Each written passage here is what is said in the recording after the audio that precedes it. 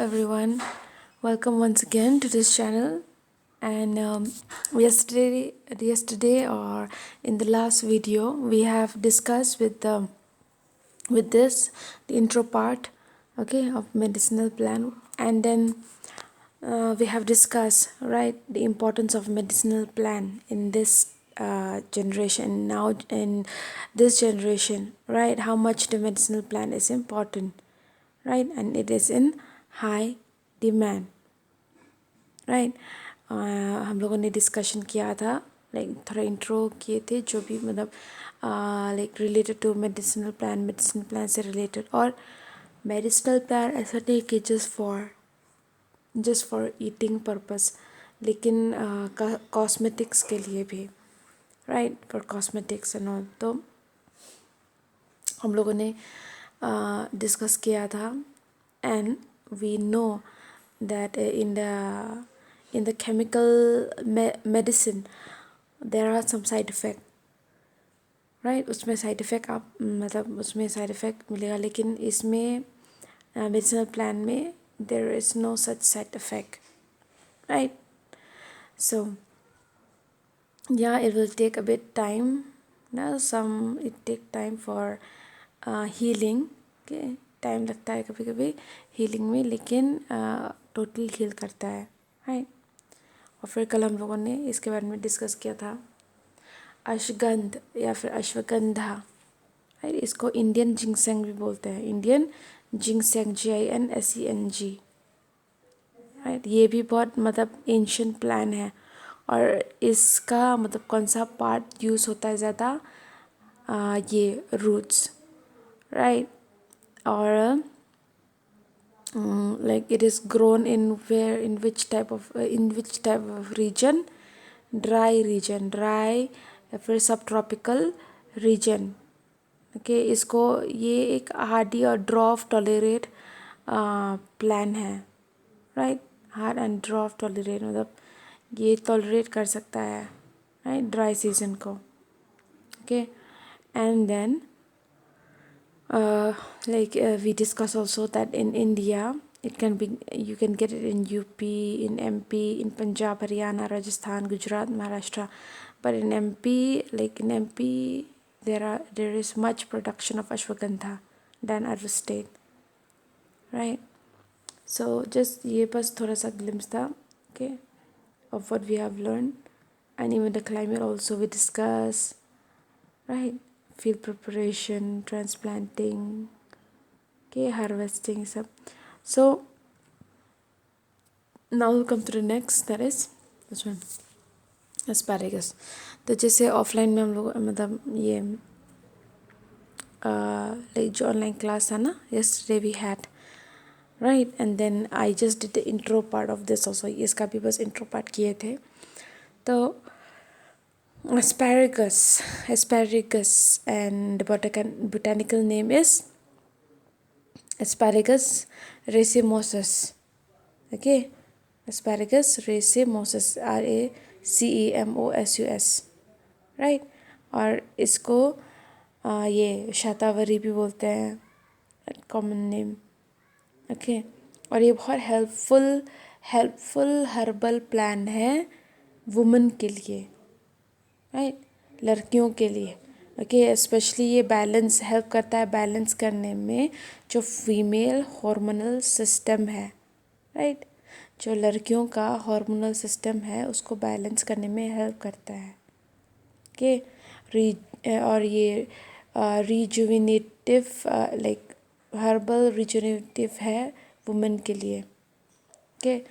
ये शतावरी या फिर एस्पैरागस ये टोटली नरिश करता है, it nourishes क्या, nourish and cleans, okay, nourishes and cleanses the blood, okay, it nourish and clean the blood, okay, and the female reproductive organs उसको भी क्लीन करता है, ठीक है, नरिश करता है फीमेल रिप्रोडक्टिव ऑर्गन को, और एनहांस करता है, enhance and make it like it enhance what the female fertility, जो भी फीमेल ये रिप्रोडक्टिव ये फर्टिलिटी के लिए लाइक ऑर्गन्स है ना, the organs that is just fertilization, the organs right in a woman, उसको enhance करता है.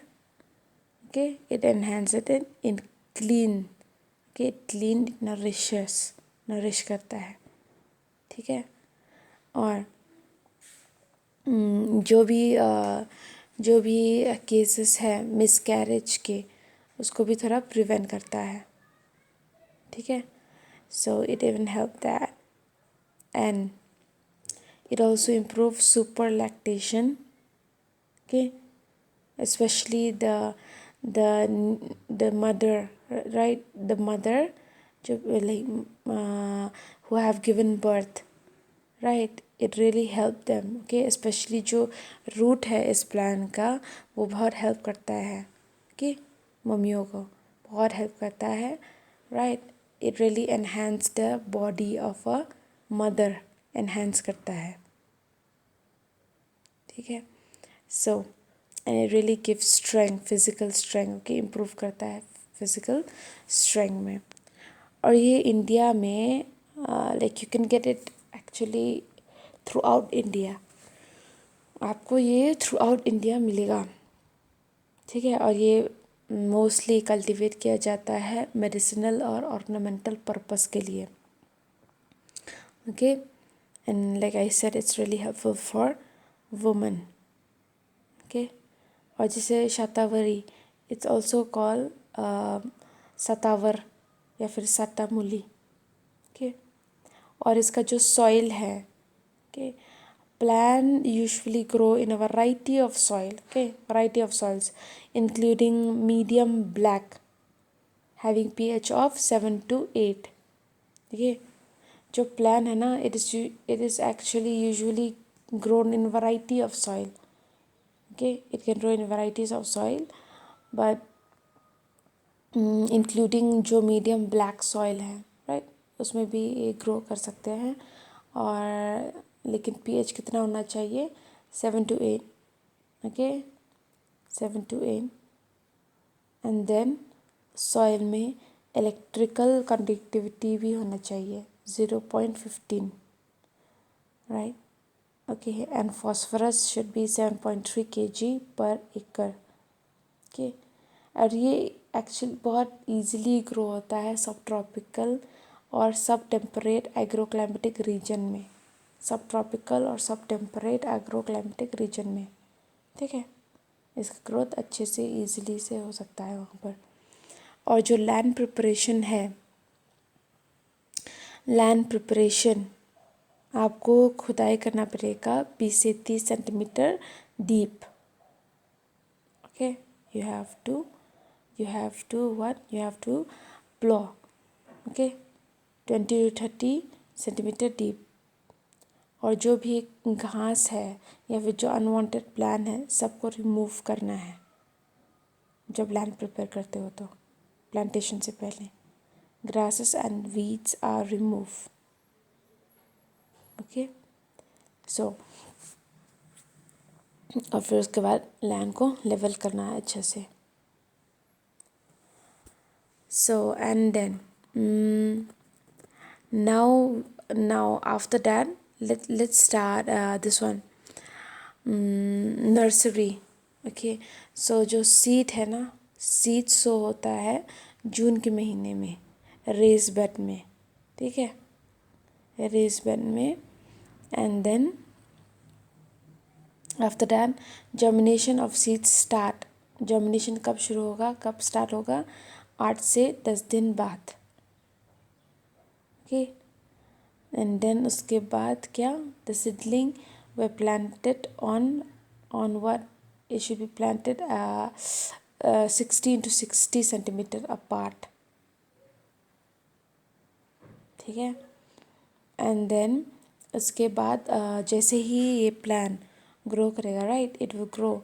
So before it reach the height, उसका हाइट 45 सेंटीमीटर पहुंचने से पहले आपको प्रोवाइड करना है लाइक सम स्टिक या फिर जो भी बांस का ना, right. You have to provide like बांस का जो वुड है ना, लाइक उसको काट के आपको उसमें रखना है, like you have to put it here ताकि ये सपोर्ट करे, सपोर्ट करने के लिए, ठीक है।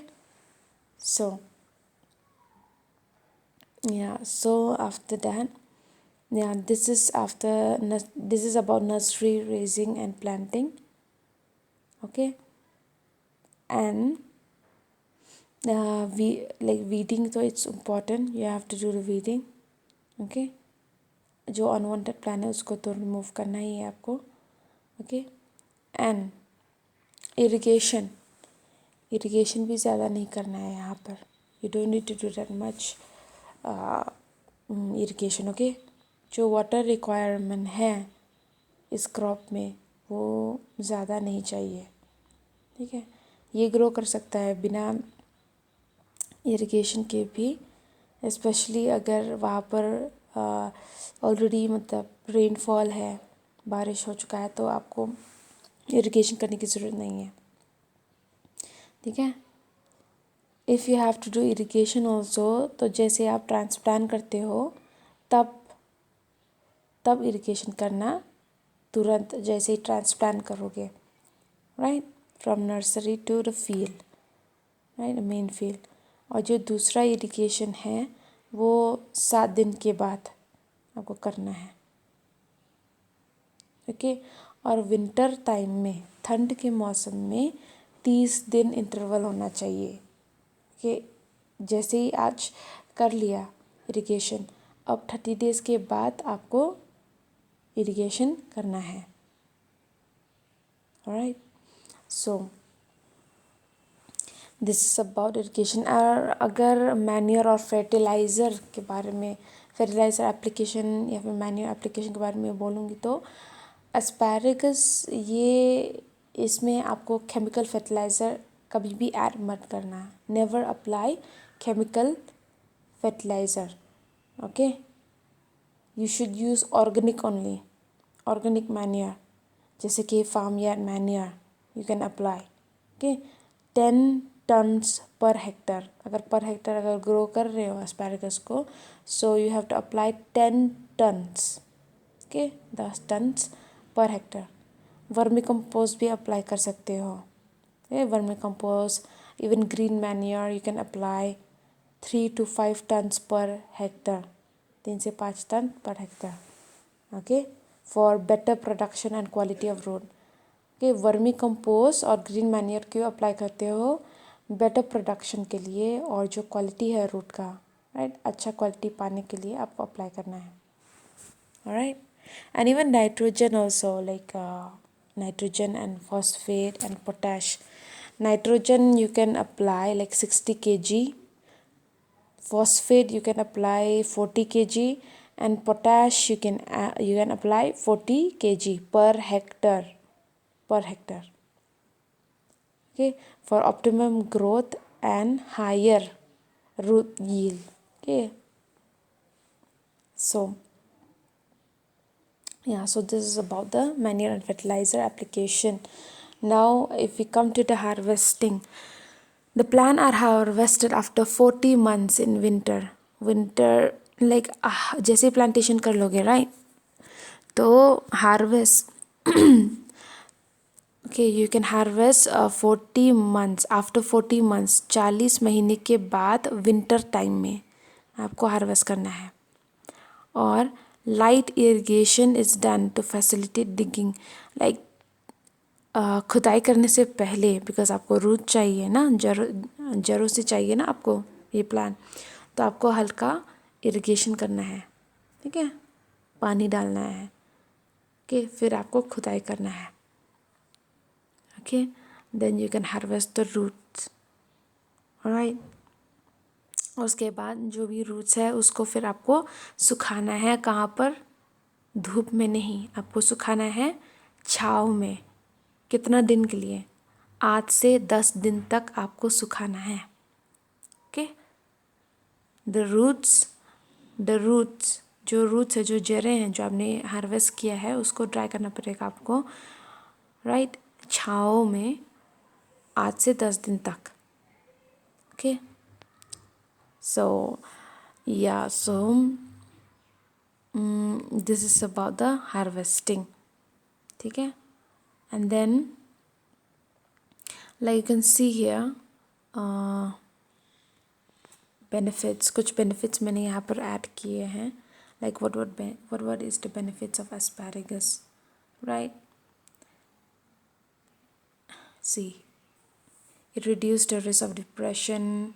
Okay, help to fight PMS, care for your heart, help improve fertility, help in digestion, help to fight tumors, help in preventing osteoporosis, prevent cancer, help in maintaining blood sugar level, help fetal development. These all are the health benefit of asparagus. Okay. So I hope you understand till here. Okay. Then we will start with this one. Alright, in the next video. So till then, take care. I'll see you in the next video now.